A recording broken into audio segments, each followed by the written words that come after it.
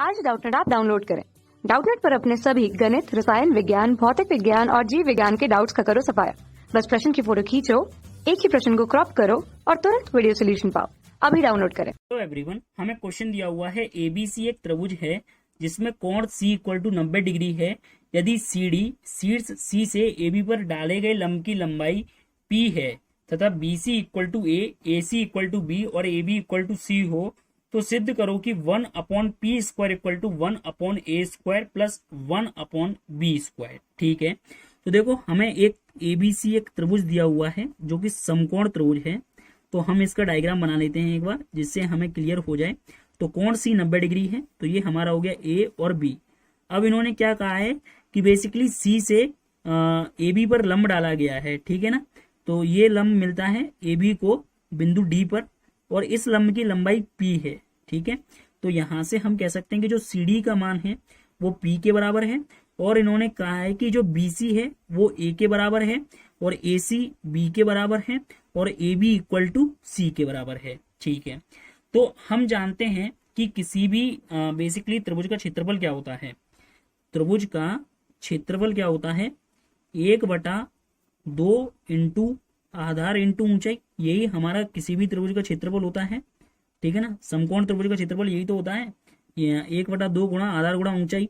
तो सबसे पहले अगर हम जैसे कि सीडी को लंब मान के चले, क्योंकि देखो सीडी हमारा लंब है तो ये हमारा क्या हो जाएगा, बेसिकली लंब हो जाएगा ना, और आधार क्या हो जाएगा ए बी। तो यहां से हम कह सकते हैं कि 1/2 आधार हमारा हो गया ए बी और ऊंचाई हमारी क्या हो गई सी डी।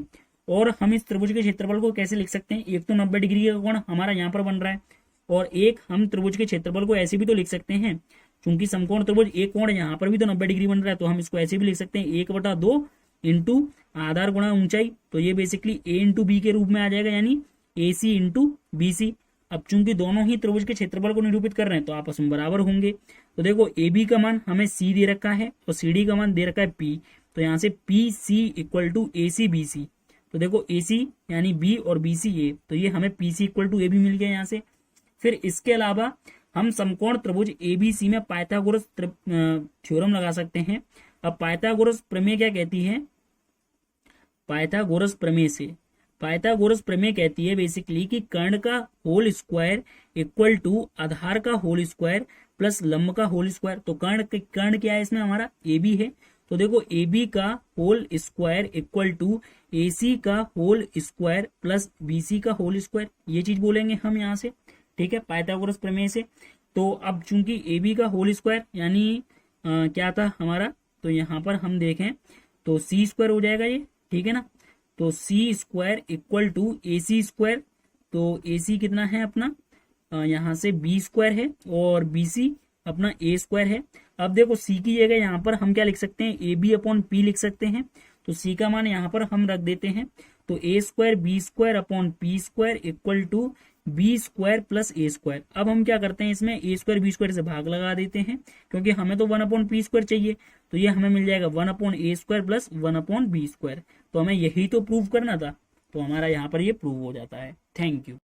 कक्षा 6 से 12वीं से लेकर नीट, IIT, JEE वो एडवांस के लेवल तक 1 करोड़ से ज्यादा छात्रों का भरोसा। आज ही डाउनलोड करें डाउटनेट ऐप या व्हाट्सएप करें अपने सारे डाउट्स 8400 400 400 पर।